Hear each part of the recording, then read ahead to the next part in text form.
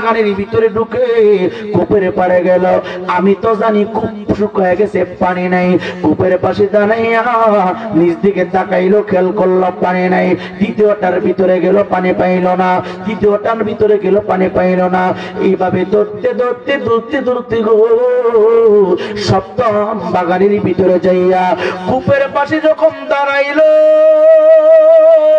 নিচে খেল করলো। আমি বাগানের বাহির থেকে তাকায় রইলাম। এই লোকটা আকাশের দিকে তাকাই একটা চিৎকার মারছে, আল্লাহ পানি দাও। যদি পানি আমার তকদিরে নাই থাকি রে, কষ্ট আমার কেন দিলাম, দুঃখ আমার কেন দিলাম, পেরেশানির মধ্যে কেন ফেললাম। লোকটা এই কথা বলিয়া চট করে জমিনটার উপরে পড়ে গেল। আমি দৌড়ে চলে গেলাম। আমি যাইয়া দেখি লোকটা দুনিয়াতে নাই, দুনিয়া জমিন থেকে বিদায় হয়ে গেছে। ইন্না লিল্লাহি ওয়া ইন্না ইলাইহি রাজিউন। চিৎকার দিয়ে বলেন আল্লাহু আকবার। হুজুর আমি মিথ্যা বলেছি মানুষটার সাথে, আমি ধোঁকা দিয়েছি আল্লাহর বান্দাকে। আমি জানি আমার ঘরের মস্কে পানি নাই, আমি জানি বাগানের কূপে পানি নাই, তারপরও মিথ্যা বলেছি।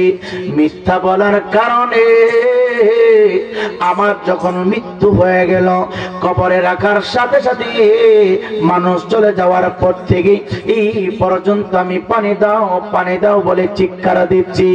আমি যে তাকে পেরেশানির ভিতরে ফেললাম, এই হাতটা দিয়া নারায়া দেখাই দিলাম। এই অপরাধের কারণে আমার হাতের ভিতরে জাহান্নামের রশি বেঁধে দেওয়া হয়েছে, আমার সমস্ত শরীরের ভিতরে জাহান্নামের আগুন ধরানো হয়েছে। এ যুবক ভাইরে, এই মাসালা থেকে, ফতোয়া থেকে, এই হাদিস থেকে শিক্ষা নাও।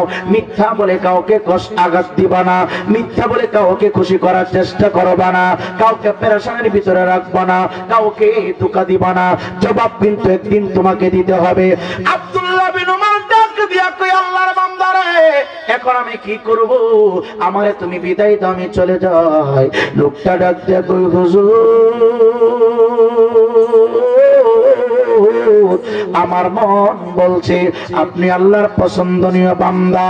আপনি যদি আমি গুনাহগারের পক্ষে আল্লাহর দরবারে একটু দোয়া করেন, আমার মন সাক্ষী দিচ্ছে আপনার দোয়ার বরকতে আমার আল্লাহ কবরের আযাব মাফ করে দিবে। চিৎকার দিয়ে বলেন সুবহানাল্লাহ। আব্দুল্লাহ বিন উমর দুইটা হাত বাড়ায়া দোয়া করলো রে। দোয়া করতে দেরি হইছে, কবরটা জিয়ারত করতে দেরি হইছে। আমার আল্লাহ রাব্বুল আলামিন আল্লাহর বান্দাকে ক্ষমা করে দিলেন। আব্দুল্লাহ বিন উমর ডাক দেয়া কয়, আমার সফর এখন শেষ হয় নাই, আমি পিছনে গেলাম না, আমি তো সামনের দিকে যাব। এখন চিন্তা করলাম অন্ধকার হয়ে গেল, মাগরিবের আযানে রক্ত হয়ে গেল, এখন আমি সামনে যাইলে আমার গন্তব্যে টাইমের ভিতরে পৌঁছতে পারবো না। পিছনে গেল আমার সমস্যা, সামনে গেল সমস্যা, এখন আমি কি করব? গোটা ময়দানটার ভিতরে আমি ঘুরতেছি, আমি কোন দিকে যাব রে, আমি কোথায় গিয়ে রাত্রটা পার করব? হঠাৎ করে আমার দুইটা চোখের জ্যোতিতে একটা আলো বেশি উঠেছে। মিটি মিটি মিটি মিটি করে রে অনেক দূরে একটা আলো জ্বলে আর নেবে, জ্বলে আর নেবে। চিৎকার দেখি আল্লাহু আকবার বলা যাবে না।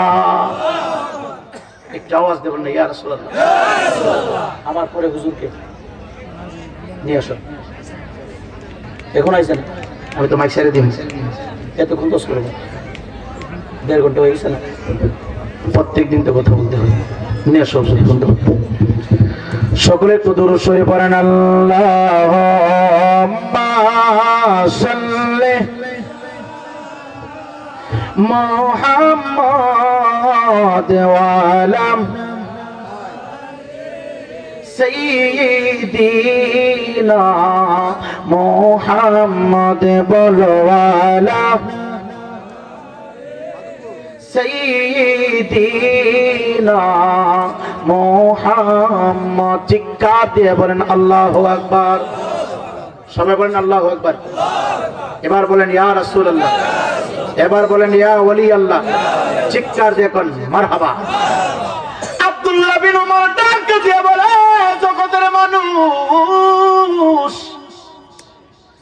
আমি পিছনে ব্যাক করলাম না, আমি আমার দুইটা চোখ দিয়া অনেক দূর থেকে একটা মিটি মিটি আলো দেখতেছি। আমি সামনের দিকে যাইতে শুরু করলাম, আমি সামনের দিকে কদম বাড়াইতে শুরু করলাম। যাইতে যাইতে যাইতে যাইতে যাইতে যাইতে একেবারে বাতির কাছাকাছি চলে গেলাম। যাইয়া দেখলাম একটা বাতি নামে ছোট্ট একটা খেজুর পাতা দিয়া ঘর বানানো আছে, পাল্লা দেওয়া হয়েছে খেজুর পাতার ডাল দিয়া, উপরে চাল দেওয়া হয়েছে খেজুর পাতা দিয়া। রে বাবা, চতুর্দিকে রে আব্বা খেজুর পাতা দিয়া ছাউনি ঘেরা হয়েছে। বৃষ্টি যদি পড়ে টপ টপ করে বৃষ্টির পানিগুলো ঘরের ভিতরে ঢুকবে রে বাবা। ঘন কুয়াশা যদি হয়, কুয়াশার পানিগুলো ঘরের ভিতরে ঢুকবে, এমন একটা অবস্থা বোঝা যায়, এমন একটা পরিবেশ বোঝা যায় রে বাবা। আব্দুল্লাহ বিন উমর ডাক দেখো জগতের মানুষ, কবর কেমন হবে গো, কবরটা কেমন হবে শুনে না। আমি আব্দুল্লাহ বিন উমর নিজের চোখ দিয়ে দেখেছি। হয়তো আমরা কবরের আযাব দেখি না, কবরবাসীদের কান্নার আওয়াজ শুনি না, শুনি না। আব্দুল্লাহ বিন উমর ডাক দিয়া কয়, আমি তাকে দেখলাম খেজুর পাতা দিয়া ছোট্ট একটা হুজরা বানানো, এই ঘরের ভিতরে একজন ব্যক্তির আওয়াজ শোনা যায়, তাও পুরুষ না, একজন বৃদ্ধা মহিলা বসবাস করে। ছোট্ট একটা বাতি মিটি মিটি জ্বলতেছে জ্বলতেছে, মন বলছে ঘরের ভিতরে কোনো খাবার নাই। আমি দরজার সামনে দাঁড়ায় লম্বা করে একটা সালাম দিয়ে দিলাম। সালামের উত্তর ভিতর থেকে চলে আসলো। ডাক দিয়া বললাম, কে ঘরের ভিতরে কেউ আছেন কিনা? ভিতর থেকে আওয়াজ আসে, আপনি কে? উনি উত্তর দিচ্ছে, আমি আব্দুল্লাহ, আমি আল্লাহর বান্দা, আমি একজন মুসাফির, আমি সফর করার জন্য বাহির হয়েছি, আমি সফরের উদ্দেশ্যে বাহির হয়েছি। ঘরের ভিতরে কে? রাস্তার মাঝখানে রাত্রি হয়ে গেল, এখন তো আমি বাড়ি তো ফিরতে পারবো না, কোন দিকে যাব? আপনার ঘরের ভিতরে আমি মুসাফিরের জন্য শুধু আজকে রাত্রটা থাকার জায়গা হবে নি। চিৎকার দেখি সুবহানাল্লাহ বলা যাবে না। চলের বাবা, যদি কোনো মুসাফির ভাই দেখেন, তাকে মেহমানদারি করাবেন, তাকে সম্মান করবেন, ইজ্জত করবেন। কোন ফকিরি দেখলে ধমক দিবেন না। আপনার বাড়িতে যদি মেহমান আসে, মন খারাপ করবেন না। মেহমানদারি করা, রোগীকে দেখতে যাওয়া, এটা আমার প্যারা নবীর সুন্নাত রে বাবা। এ যুবক ভাই রে, এলাকার আশেপাশে, আপনার আশেপাশে কোনো অসুস্থ রোগী যদি থাকে, আপনি কোনো কিছু নিতে হবে, এটা বরাদ্দ না, এটা বাধ্যতামূলক নয়। আপনি রোগীর খবর নেবেন, কারণ এইভাবে আমার নবীজি এই কাজগুলি করতেন রে বাবা। কোনো অসুস্থ যদি আমার নবী শুনতো, বারবার বারবার তাকে দেখতে যাইতেন। কারণ পরিবারের ভিতরে কেউ যদি অসুস্থ হয়ে যায়, পরিবারের মানুষগুলো একদিন, দুই দিন, তিন দিন, 4 দিন, 5 দিন, 6 দিন, 7 দিন, 1 সপ্তাহ, 2 সপ্তাহ, 15 দিন পরে বিরক্ত বোধ করে তার কাছে যায় না, তার সেবা করতে যায় না। আপনি এতদিন পর্যন্ত চলাফেরা করেছেন, সুস্থ অবস্থায় তার সাথে ফুটবল খেলেছেন, সুস্থ অবস্থায় তার সাথে ক্রিকেট খেলেছেন, সুস্থ অবস্থায় মাধবপুর কবি হাউসে গেলেন, সুস্থ অবস্থায় অনেক কিছু করলেন। এখন অসুস্থ হওয়ার কারণে আপনি তারে দেখতে যান না। আপনার মতো নিমুখ হারাম আসমানের নিচে জমিনের উপর আর কেউ হতে পারে না। আপনার মতো নিমুখ হারাম, আপনার মতো ফাজিল, আপনার মতো মুনাফিক আর কেউ হতে পারে না। সুস্থ অবস্থায় তার পকেটের টাকা দিয়ে চললেন, সুস্থ অবস্থায় তারে বন্ধু বানাইলেন, সুস্থ অবস্থায় তারে সাথী বানাইলেন। এই জন্য আমার নবী কোন উম্মত যদি অসুস্থ হয়ে যাইত রে, আমার নবী দৈনিক 2 বারও যাইতেন। আমার নবীর কাছে যদি সময় অল্প থাকতো, প্রতিদিন একবার হইল অসুস্থ রোগীকে দেখতে যাইতেন। নবী আমার ডাক দেয়া কই, উম্মত অসুস্থ হয়ে গেলে অসুস্থ রোগীর খবর নেওয়া, অসুস্থ রোগীকে দেখতে যাওয়া, এটা আমি নবীর সুন্নাত। এর জন্য বাড়িতে মেহমান আসতে মনে কষ্ট নেবেন না। গরুর গোশত মুরগি দিয়া খাওয়াইতে হবে এমন না। বাড়িতে যদি মেহমান আসে সুন্দর ভাষায় তার সাথে কথা বলবেন, ভালোভাবে ব্যবহার করবেন। এই কাজটা আমার নবী সুন্নাহ। ডাক দিয়া কই মা, আমার বাড়ি অনেক দূরে, আমি মুসাফির গো মা, পিছনে বের করে আমি যেতে পারবো না। আজকে রাত্রটা কি আপনার বাসায় আমি থাকতে পারবো? আমার জন্য কি আপনার একটু মায়া হইব?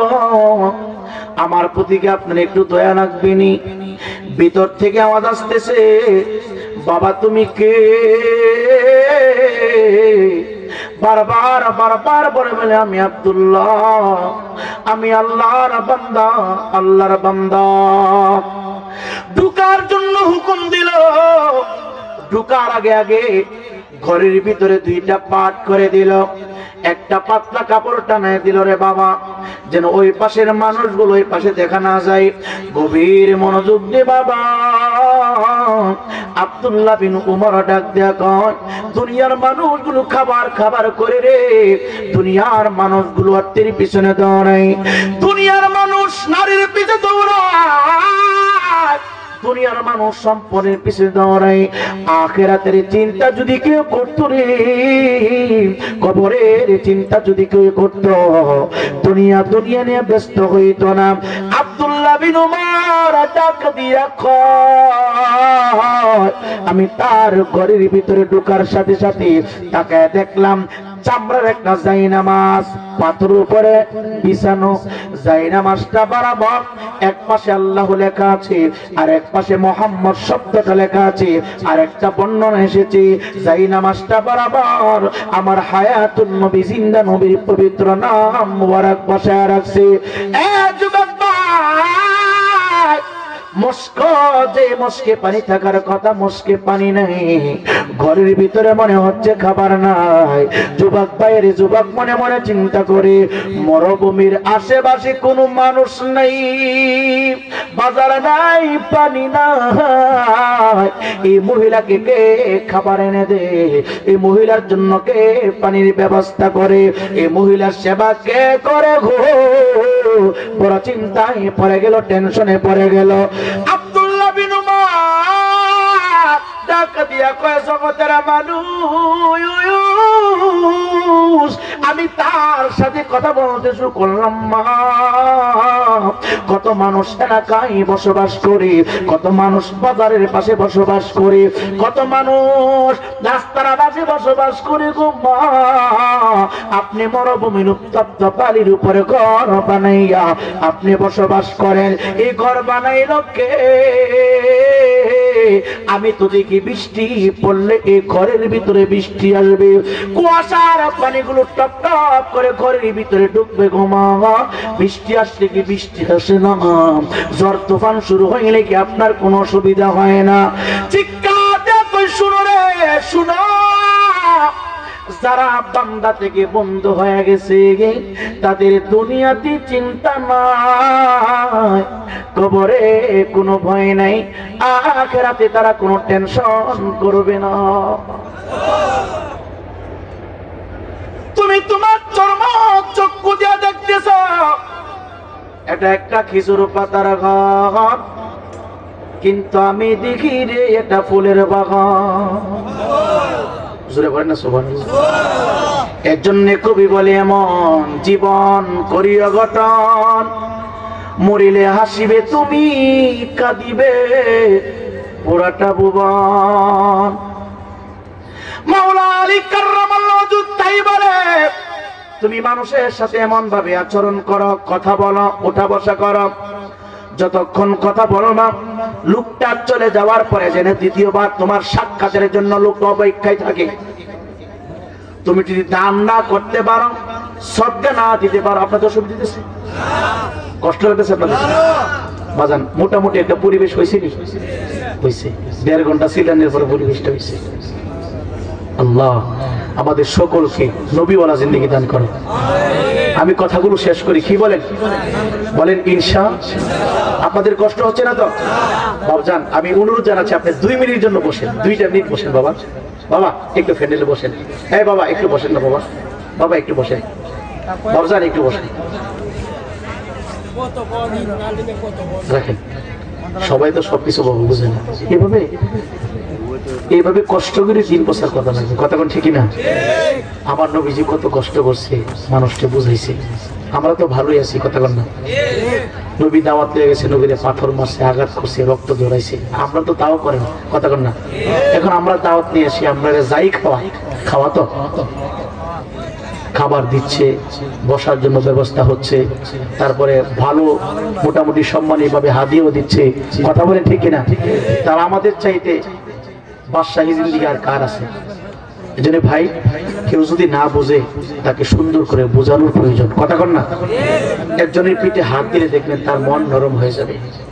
একজনকে ভালোভাবে গোছায় কোনো কিছু বললে দেখবেন মানুষটা চেঞ্জ হয়ে যাবে, পরিবর্তন হয়ে যাবে। বাবা, কাউকে দমক দিয়ে না, এই দুনিয়াটার কয়দিন, আজকে এখানে আছি, কালকে হয়তো কবরে থাকতে পারি, কথা বল না? আপনারা বলেন, এখানে কেউ আছেন যে কেউ জানাজার নামাজ পড়েন নাই? সবাই তো মোটামুটি জানাজার নামাজ পড়ছেন নি? একটা দিন চিন্তা করছেন যে আজকে আমি জানাজা পড়তেছি, আগামীকালকে হয়তো আমার জানাজা এখানে অনুষ্ঠিত হতে পারে, এই কথাটা কি কেউ চিন্তা করছেন? যে আজকে আমি তাকে বিসমিল্লাহি ওয়া আলা মিল্লাতি রাসূলিল্লাহ বলে কবরস্থ করতেছি, এই মৃত্যু তো একদিন আমার জন্য হতে পারে। আমি ফেসবুকে দেখলাম একটা দৃশ্য, দেখে আমি অবাক হয়ে গেছি। লাশ মসজিদের খাটির উপরে রাখা, আপনারা হয়তো পাইছেন, আর কিছু দুষ্ট যুবক তার বেড বিটিং খেলতেছে। বিবি আজকে কোথায় গেল? হ্যাঁ যুবক, তোমার বিবি কোথায় চলে গেল? তুমি যেই জায়গায় দাঁড়ায় বেড বিটিং খেলো, যেই জায়গায় দাঁড়ায় তুমি রং তামাশা করো, এই জায়গার পাশেই তো অনেক বড় কবরস্থান। তোমার কি একটু ভয় হয় না যে এই কবরের ভিতর আমিও তো একদিন আসবো, আমাকে রেখে তারও এই অবস্থা করবে? আপনি যদি পরিবর্তন হন, আপনার সন্তান পরিবর্তন হবে। আপনি যদি ভালো হন, আপনার সন্তান ভালো হবে। আপনি যদি চেঞ্জ হন, আপনার গোটা সমাজ চেঞ্জ হবে। আপনার ব্রেন নষ্ট, আপনার সমাজ নষ্ট, আপনার পরিবার নষ্ট, আপনার সকল কিছু নষ্ট, কথা বলে ঠিক কিনা? হয়তো আপনারা আমার কথায় অনেকে রাগ করতে পারেন, বাবা রাগ করিয়েন না, দুনিয়াটা মুসাফির খানা। কি খানা? মুসাফির খানা। কিছুক্ষণ সময়ে, কিছুক্ষণ সময়ে। মহিলাটা ডাক দিয়ে কই, হুজুর আপনি দেখতেছেন এটা খেজুর পাতার ছাউনি ঘেরা ঘর, কিন্তু আমি দেখি এটা একটা ফুলের বাগান। হুজুর আপনি ভাবতেছেন এই ঘরটা অনেক নরম, ঝড় তুফান আসলে উড়াই নিয়ে যাবে, কিন্তু আমি দেখতেছি এই খেজুর পাতার ছাউনি ঘেরা ঘর 20 তলা বিল্ডিং এর ফাউন্ডেশন চাইতে আরো বেশি মজবুত। আল্লাহর কসম হুজুর, বৃষ্টি পড়ে আমার উপরে এক ফোঁটা বৃষ্টিও আজ পর্যন্ত পড়ে নাই। হুজুর ঝড় তুফান হয় ঠিক, কিন্তু আমার ঘর আজ পর্যন্ত ভাঙ্গে নাই। আমার মালিক আমার আল্লাহ আমাকে হেফাজত করতেছেন। সম্মানিত হাজিরিন, আব্দুল্লাহ বিন ওমর ডাক কই, মা খাবার কে দিয়ে যায়? মস্কের ভিতরে পানি কে এনে গো মা? আমি তো অনেক ঘন্টা পা দিয়া হেঁটে হেঁটে অনেক সময় পর্যন্ত পা দিয়ে হাঁটলাম। ডাক দেখো মা গো মা, একটু নজর করে দেখেন আমার সমস্ত বুড়ি ঘেমে গেছি। এত হাঁটলাম, এত সময় দিলাম, আমি তো একটা টিউবওয়েল দেখলাম না, পানির কোনো কূপ দেখলাম না। কে আপনাকে পানির ব্যবস্থা করা দেয়? কে খাবার এনে দে? আমি জানতে চাই। বৃদ্ধা মহিলা ডাক দিয়া কই, বাবা রে, আমি যখন সেজদার ভিতরে পড়ে যাই, সেজদা থেকে মাথা উঠাইয়া ডান দিকে বাম দিকে সালাম ফিরে দেখি আমার যে পরিমাণ পানির প্রয়োজন, কে বা কারা জানি কোথা থেকে আমার মস্কের তুলিতে পানি এনে দিয়ে যায়। আমি বৃদ্ধা যেই পরিমাণ খাবার খায়, খাবারটা আমার সামনে হাজির করে দেওয়া হয়, চিৎকার দিয়ে কি সুবহানাল্লাহ বলা যাবে না? এই জন্য বলে যুবক, পাগলামি কইরো না, কইরো না। নামাজের মুসল্লায় দাঁড়ায় যাও, সেজদার ভিতরে চলে দাও। একটু আওয়াজ দিয়ে বলে রিজিক এবং শান্তি দেওয়ার মালিককে বলেন নাকি? পৃথিবীর কোন আলেম আপনাকে শান্তি দিতে পারবে না, কোন ওলামা আপনাকে পরিবর্তন করতে পারবে না, কোন পীর আপনার তাকদীর চেঞ্জ করতে পারবে না। যদি রিজিক দেন আমার আল্লাহ, হায়াত দেন আমার আল্লাহ, মওত দেন আমার আল্লাহ। একটু আওয়াজ দিয়ে বলেন সকল কিছু ফয়সালা করার মালিক কে? বিদ্যালয় আব্দুল্লাহ রে, আব্দুল্লাহ, ও আব্দুল্লাহ, আমি খানার জন্য চিন্তা করি না যে আল্লাহ আমারে পাঠাইছে উনি আমার জন্য খানা দিবে। আমি তো আল্লাহর বান্দি, আমি গোলামি করব মালিকের, খানা দিবে উনি। আমি খানার জন্য টেনশন করে না, আমি পানির জন্য টেনশন করে না, কারণ আমি তো আমার না, আমাকে খানার চাহিদা যোগায় আমার আল্লাহ, আমার সকল কিছু ফয়সালা করার মালিক আমার আল্লাহ। এর জন্য আমি খানার অপেক্ষা করি না। আমি সেজদা থেকে মাথা উঠে সালাম ফিরানোর সাথে সাথে আমার যা প্রয়োজন হুজরার ভিতরে আমি সবকিছু পেয়ে যাই। আব্দুল্লাহ বিন উমর ডাকার সময় চলে যাচ্ছে, তাহাজ্জুদের সময় হয়ে গেল। আমি খেয়াল করে দেখলাম বৃদ্ধা মহিলাটা চামড়ার জায়নামাজের উপরে দাঁড়ায়া মালিকের উদ্দেশ্যে সেজদা দেওয়ার জন্য প্রস্তুত হয়ে গেল। যুবক ভাই দুইটা হাত পায়ে লাগাইয়া বইনা যায়। তাকদীর তুমি যদি পরিবর্তন করতে চাও, রাত 2টার পরে 12টার পরে ঘুম থেকে উঠিয়া যদি পারো 4 রাকাত নফল নামাজ পড়বা। তার কারণ কি? ওই সময় তোমার মা ঘুমায়, ওই সময় তোমার বাবা ঘুমায়, ওই সময় তোমার আত্মীয় স্বজন সবাই ঘুমায়। ওই সময়টার ভিতরে আমার আল্লাহ রাব্বুল আলামিন বান্দা বান্দির জন্য রহমতের দরজা খুলে দেন। এই জন্য আমার আল্লাহ মিনাল লাইলি ফাতাহাদ্দাতু বিহি নাফিলাতাল লাক আসা আই ইয়াবআসাকা রাব্বুকা মাকামান মাহমুদা। হাবিব, ও হাবিব, ও দুষ্ট বান্দা, আপনি তাহাজ্জুদের মুসল্লায় দাঁড়ায়া যান। এটার বিনিময়, এটার ফজিলত হিসাবে আমি আল্লাহ আপনাকে চিরে মাকামে মাহমুদ দান করব। চিৎকার দিয়ে বলেন আল্লাহু আকবার।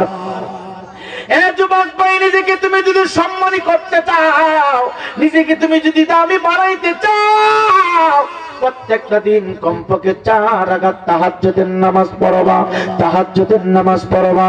আব্দুল্লাহ বিন ওমর ডাক দিয়া কই, দুনিয়ার মানুষ,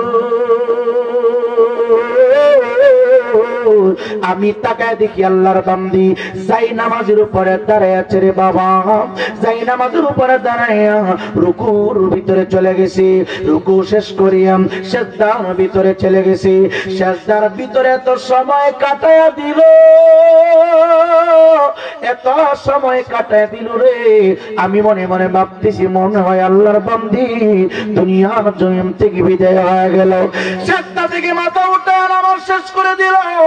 একটু পরে আমি শুনতেছি ওই মহিলার ঘরের পাশ থেকে বিকট একটা কান্নার আওয়াজ। আমি আব্দুল্লাহ বিন উমরের কান পর্যন্ত চলে আসছি।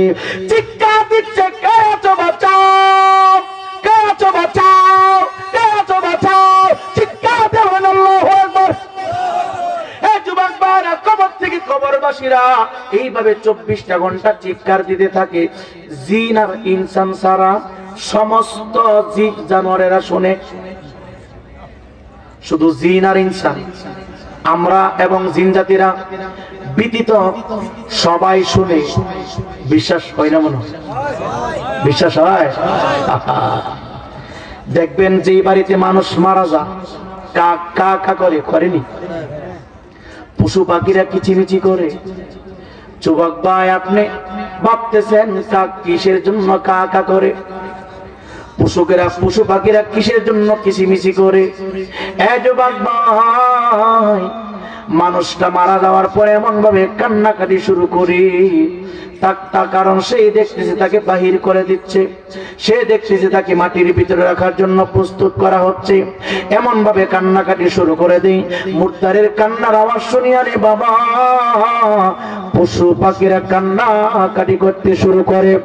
যদি বিশ্বাস না হয়, কবরস্থানের পাশে গরু অথবা ছাগি অথবা কোন জানোয়ার, কোন জীব জন্তু অথবা একটা পাখি খাঁচার ভিতরে বন্দি করে রাখবেন। শুনতে পারবেন পাখিটা কি করে রে বাবা, দেখতে পারবেন আপনার বকরি কি করে রে বাবা।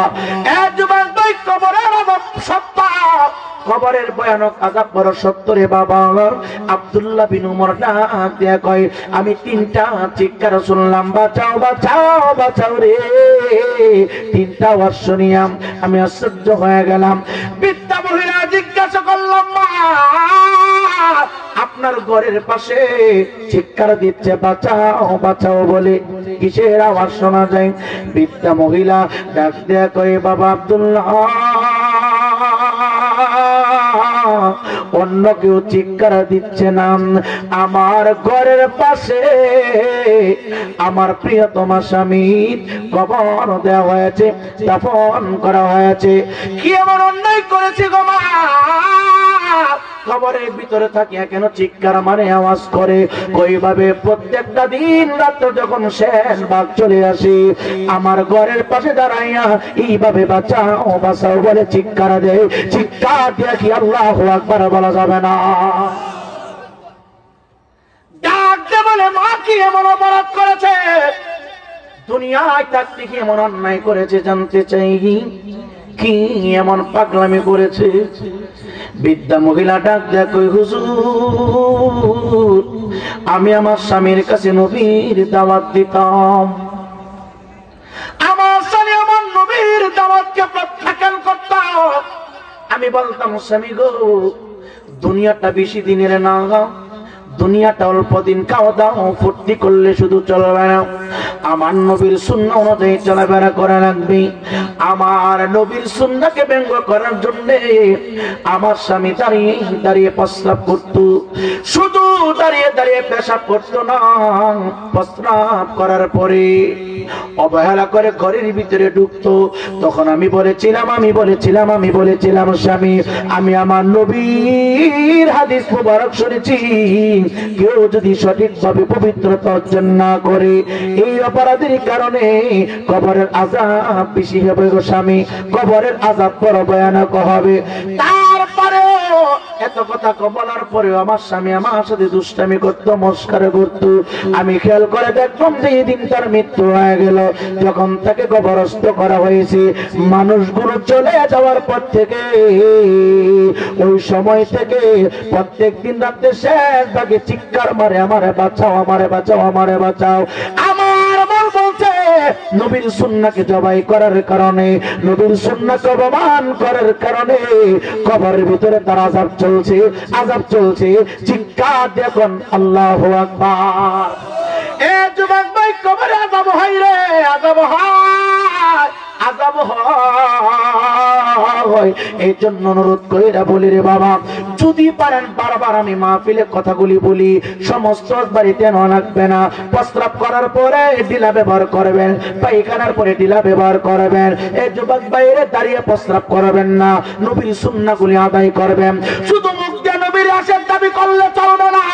সামাজিক জীবন, পারিবারিক জীবন, রাষ্ট্রীয় জীবন, তোমার ঘরে বাহিরে সব জায়গায় নবীর মহব্বত ফিট করতে হবে। কথা বলেন ঠিক না ঠিক? রাস্তা দিয়ে চলছো, রাস্তার ভিতরে নবীর মহব্বত ফিট করবা। ঘরের ভিতরে আসো, ঘরের ভিতরে নবীর ভালোবাসা ফিট করবা। বিছানায় ঘুমাইতেছ, বিছানায় নবীর মহব্বত ফিট করবা। টয়লেটের ভিতরে নবীর মহব্বত ফিট করবা। স্বামী স্ত্রীর মধুর মিলনের ভিতরে মহব্বত ফিট করবা। সব জায়গায় নবীর সুন্নাহগুলি ফিট করতে হবে, তাহলে তুমি আশিক রাসূল হইবা, আশিক রাসূল হইবা। আল্লাহ আমাদের সকলকে কবুল করুন, জোরে বলে আমিন। আর এইভাবে তুমি তোমার জিন্দেগিটা যদি পরিচালনা করতে পারো রে, আমার আল্লাহ বলে, ইন্নাল্লাযীনা আমানু ওয়া আমিলুস সালিহাতি উলাইকা হুম খায়রুল বারিয়া। চিৎকার দিয়ে বলেন আল্লাহু আকবার। ঈমান আনার পরে যারা বেশি বেশি নেক আমল করেছে ওই মানুষগুলোকে আল্লাহ পাক দামি হিসাবে ঘোষণা দিয়েছেন। চিল্লে কোন সুবহানাল্লাহ। আল্লাহ পাক এই কথাগুলোর উপরে আমি সহ আমল করার তৌফিক দান করুক। জোরে জোরে বলি আমিন। আর নয়, মোটামুটি অনেক সময় হয়ে গেছে, আগামী কালকে তো কথা বলতে হবে। রং টাইম কথা বললে আমাদের এখন অসুবিধা, এখন সময় মেনটেন করে কথা বলতে হয়। আসুন একটু দাঁড়ায় সালাম জানাই। ইয়া নবী সালাম।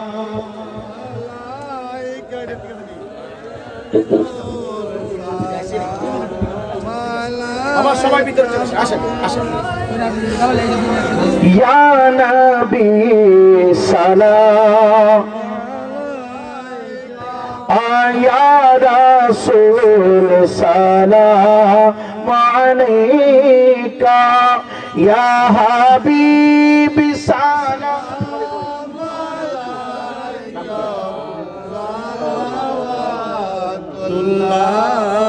আলাইকা। দরদি নবী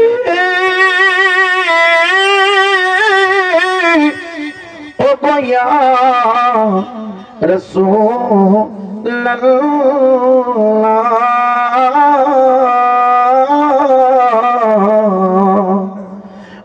মক্কা में अल्लाह का गौर है, मदीना में नबी का गौर है, मक्का में अब समझो है, मदीना में आबे कौसर है। या नबी सलाम, या रसूल सलाम, या हबीब सलाम, सलावतुल्लाह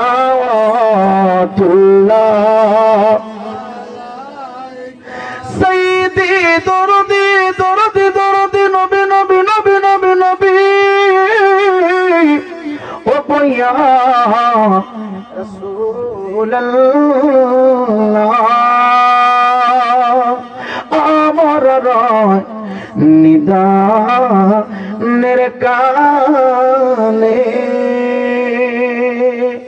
পাই যদি আপনার কাছে, থাকবে না মরণ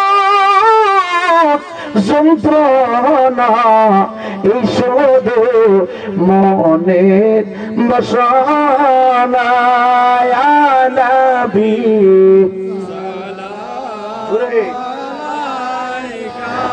ইয়া রাসূল সালাম,